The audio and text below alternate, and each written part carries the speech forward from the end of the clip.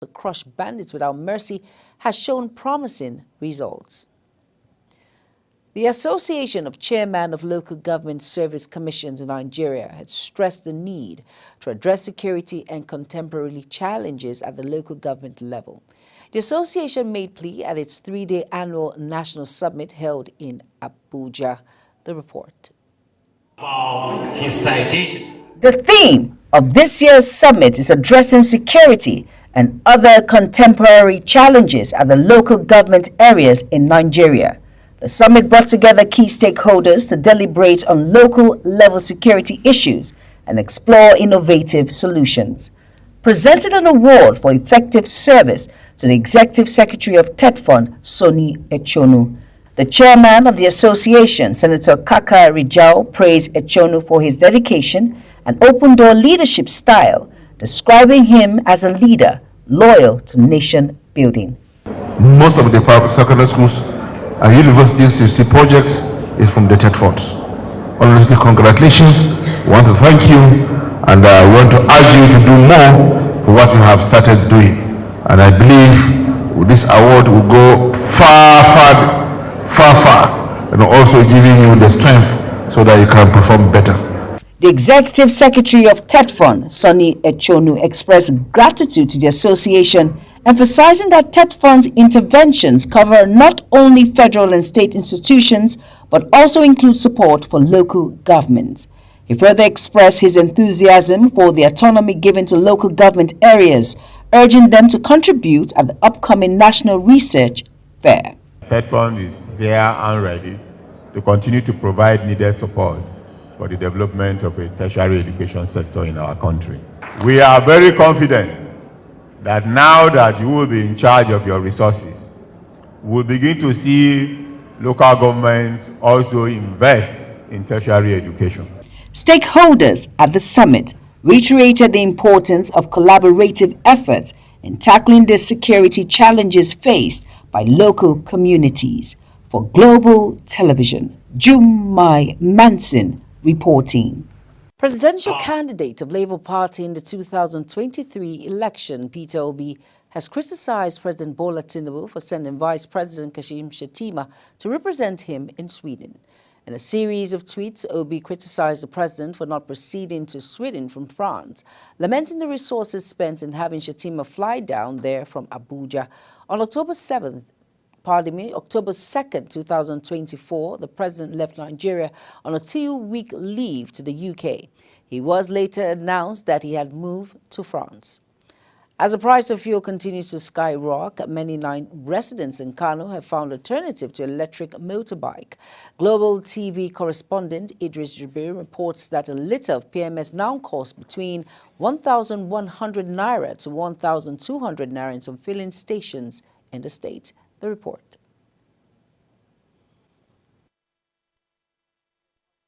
That bulletin news will be brought in our subsequent bulletin. Kaduna State Governor Senator Uban Sani has called for a unified military effort to combat the escalating insecurity in the northwest region, particularly banditry and terrorism. Governor Sani, who made the call in Kaduna during a courtesy visit by Defense Minister Mohammed Badaru Abubakar, emphasized the need for a collaborative framework among northern states to tackle insecurity. He praised the federal government's establishment of the Joint Military Command and Operation Fansa Nyama, describing it as a clear demonstration of commitment to tackling insecurity. The Defense Minister's visit aimed to finalize preparations for Operation Fansa Nyama's launch, targeting insecurity in the region. The minister commended Kaduna State Administration for supporting security agencies and constructing roads to enhance access to hard-to-reach areas.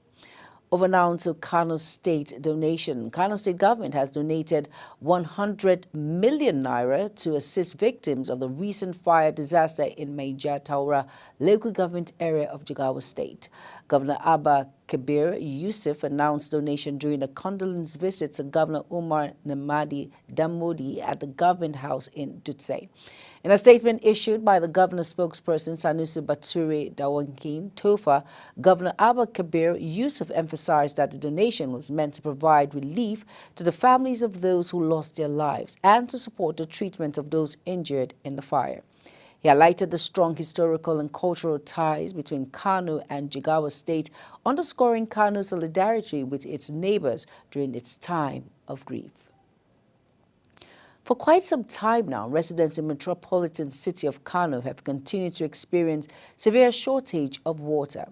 This has led to some people resorting to using other alternatives to get water. Now, in this report, Global TV correspondent Idris Jibril met a 41-year-old who converts his tricycle to water tank in order to deliver water to his neighborhood. The report. We apologize. That news will be brought in our subsequent bulletin. Over now to Governor Dauda Lawal has reiterated his administration's commitment to establish principles of good governance and the operation of public offices in Zamfara State. The governor made this known while inaugurating 6 committees to implement Zamfara State developmental policies and program in Gusau, the state capital. Queen Agaba tells us more.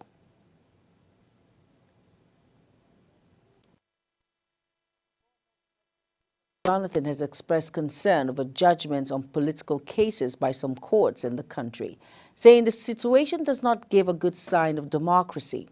Jonathan, who stated this at the 67th birthday celebration of senior advocate of Nigeria, Professor Mike Ozekhome in Abuja, described some judgments on election matters as a cone being turned upside down. Lamenting the lapses of the Nigerian judiciary system, the former president says he is disturbed with the recent happenings in the country, particularly political judgment.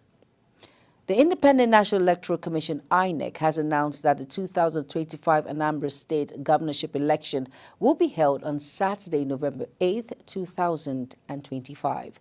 The Commission's chairman, Professor Mahmood Yakubu, made the announcement during a consultative meeting with political parties in Abuja.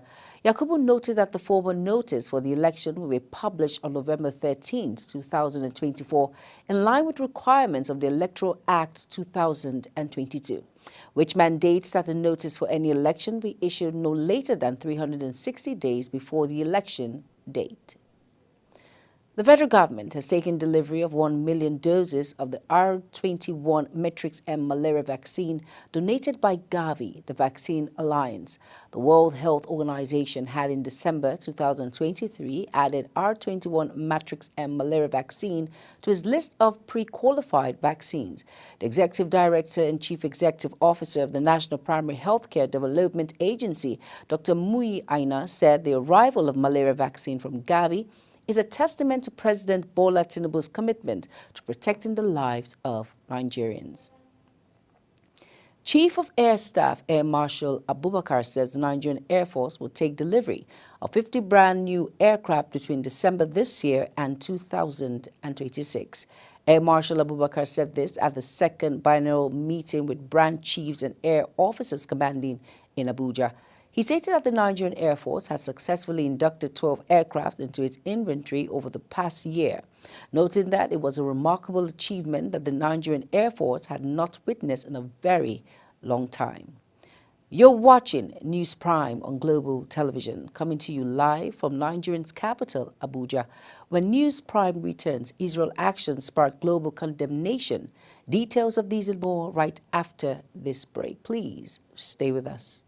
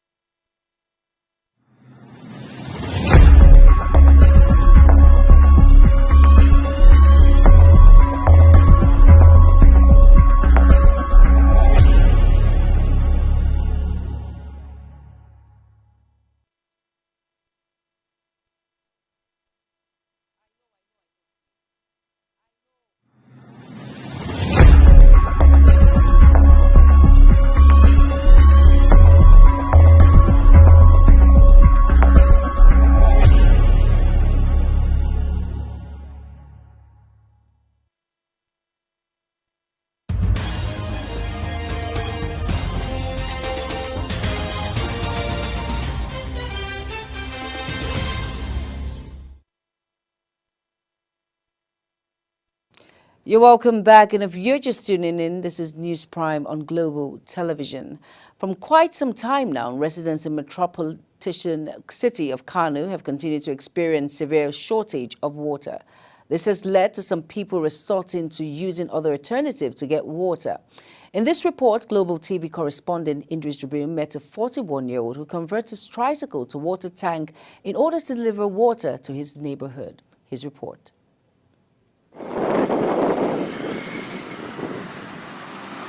For almost 4 months now, 41-year-old Tasu Garko has voluntarily been delivering water to his neighborhood in Sharaɗa area of Kano metropolis after converting his tricycle to water tank capable of carrying 500 liters of water. Ana sai da shi ne kama yanda bodinsa yake haka. Actually, it's my Oga that bought this tricycle for me, and then I converted it into water tank in order to help my people across Sharaɗa area. According to Tasiu, the persistent water scarcity around his area has forced many residents to relocate to other areas, hence his decision to assist those in need. Abu ya faru ne a baya lokacin da I decided to do this because of the persistent water scarcity in Kano State, because so many people are suffering because they don't have water in their areas. In addition to residential areas, Tasiu also delivered water to orphanage homes, prison formations, and schools in order to ease the suffering of the masses. a rinka kai ruwa guraren. I used to deliver water in so many places across Kano metropolis, like Fage, Badala, all these places, because people doesn't have water in those areas. Although Kano state government assures that work is in progress to restore water in most affected areas, the scarcity of water across Kano metropolis has continued to remain a source of concern among residents. From Kano, Idris Jibril reporting for Global Television News. Governor Dauda Lawal has reiterated his administration's commitment to establishment principles of good governance in the operations of public offices in Zamfara State. The governor made this known while inaugurating 6 committees to implement Zamfara State developmental policies and program in Gusau, the state capital. Queen Agaba has the details. The Zamfara governor, Dauda Lawal, said the inauguration of the committee is part of his rescuing mission towards revitalizing and transforming the state. He says the 6 strategic committees will oversee the implementation of various development policies. As members of this committee, you carry the enormous responsibility of driving the vision and mission of our administration. Your expertise, dedication, and hard work are crucial to the success of these initiatives which you have been entrusted. The chairman of Human Capital Development Committee and deputy governor of the state, Mani Mumuni, assured the governor that the committees will work tirelessly to ensure the success of responsibilities assigned to them. On behalf of all the committee members and the various committees inaugurated today, that inshallah we are going to discharge our duties diligently and without fear or favor. The Emir of Bungudu, Atahiru Hassan, expressed optimism that by inaugurating these committees, the governor is setting a course for a more prosperous Zamfara state. By inaugurating these committees, the Excellency is charting a path that is unprecedented and which, inshallah, will lead to the progress of this state and pave way for the future leaders of this state. The committees inaugurated are the Human Capital Development Council, the Committee to Combat Drug Abuse, the Land Use and Allocation Committee, and the Development Plan Committee, among others. The Zamfara State 10-year development plan from 2024 to 2033 committee is being chaired by the Commissioner for Education, Wadatau Madaki, while committee to combat drug abuse is to be chaired by the First Lady, Huriya Dauda Lawal. For Global Television, Queen Agaba reporting. Thank you, Queen, for that report. In business now, the House of Representatives has appealed to the federal government to urgently transmit the medium-term expenditure framework to the National Assembly to avail lawmakers ample time to work on the 2025 appropriation bill. This is as the lawmakers, drowned across party affiliations, expressed displeasure at the practice of delayed presentation of annual budget proposals to the Parliament, leaving the lawmakers with little time to do a good job. The resolution of the House followed the adoption of a motion of urgent public importance moved by Clement Jimbo. On our foreign desk, as the conflict in Gaza enters its 377th day, the humanitarian crisis continues to escalate. Over 42,000 Palestinians have been killed and nearly 100,000 injured, with women and children making up the majority of victims. Despite the alarming figures, the U.S. Special Envoy for Middle East Humanitarian Issues, Les Grandet, in a briefing says the U.S. would not halt arms supplies to Israel. Meanwhile, the UN has reported horrifying scenes, including patients burnt alive near Al-Aqsa Hospital, while in the West Bank, over 11,000 Palestinians have been detained, including women, children, and journalists. Medical professionals working in Gaza have described the situation as catastrophic, with patients suffering due to lack of medicine, clean water, and proper care. The international community continues to demand action as Israel refuses to cooperate with UN inquiries into the ongoing crisis. The Israel Defense Force have confirmed that they have hit Nabatea in southern Lebanon. 5 people were killed by the airstrikes, including the city mayor. The targets include terrorist infrastructure sites, Hezbollah command centers, and weapons storage facilities, which were embedded by Hezbollah adjacent to the civilian infrastructure, exploiting the civilian population as a human shield. Children as young as 10 will soon be able to be jailed once again in Australia's Northern Territory, NT, after the government there lowered the age of criminal responsibilities. Australian streets and territories have been under pressure to raise the age of criminal responsibility from 10 to 14 years, in line with other development countries and UN advice. In sports, Kylian Mbappe, reportedly linked to a rape investigation in Sweden, will reverse any explanations for the Swedish justice system if necessary, his lawyer stated. The lawyer strongly condemned media allegations suggesting that Kylian Mbappe had committed on the events of his trip to Stockholm.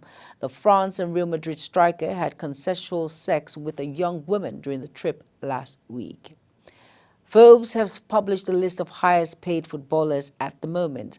Al-Nassr forward Cristiano Ronaldo and Inter Milan superstar Lionel Messi hit the list. Despite that Ronaldo and Lionel Messi are in the last days of their careers, they still enjoy superb financial benefits from the round leather game. Both players are widely regarded as the 2 greatest footballers in the history of the game. Ronaldo is at the top of Forbes' latest list, earning $285 million per year. The 39-year-old earns $220 million per year in wages from Al-Nassr, while Messi, on the other hand, is the only MLS player in the top 10 list. The newly elected president of the African Table Tennis Federation, ATTF, Wahid Oshodi, has expressed his intention to elevate the game of table tennis on the continent. Oshodi, who was unanimously elected as the 6th president of the continental sports body to succeed Egypt's Khalid El Shali, called on the private sector to support table tennis similar to other sports. And now to end News Prime tonight, here is a quick look at some of our top stories again. The federal government has expressed its resolve to address the menace posed by petrol tanker explosion. In business, Kano residents have started switching to electric motorbike amid high cost of fuel. And on the foreign scene, humanitarian crisis in Gaza has escalated with over 42,000 Palestinians reportedly killed. And in sports, Nasarawa Amazons have lifted the 2024 Betsy Obaseki football tourney. And that's it on News Prime. And it came to you live from Nigeria's capital, Abuja. We are on DSTV channel 365, Star Times channel 276, and free to air on Nicomsat. Kindly follow us across all social media platforms by using a Global TV NG and the handles now showing on your screen. I am June Mai Manson. Thank you for watching.